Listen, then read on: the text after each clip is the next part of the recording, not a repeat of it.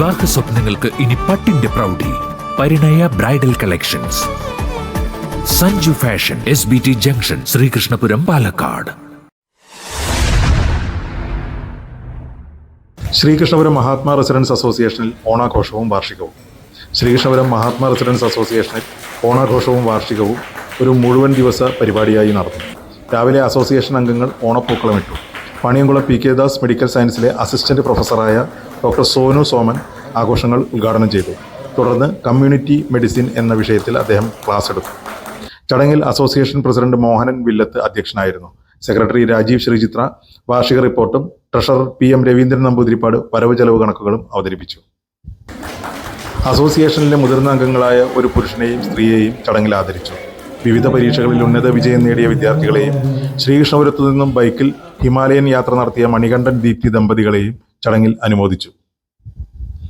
P. Gopalakrishnan, PB Haridas, Bhaskaran Krishnasree, Supriya Manoj എന്നിവർ സംസാരിച്ചു. തുടർന്ന് അസോസിയേഷൻ അംഗങ്ങളുടെ കലാകായിക പരിപാടികളും മത്സരങ്ങളും നടന്നു. ഉച്ചയ്ക്ക് വിഭവസമൃദ്ധമായ ഓണസദ്യയും ഉണ്ടായിരുന്നു.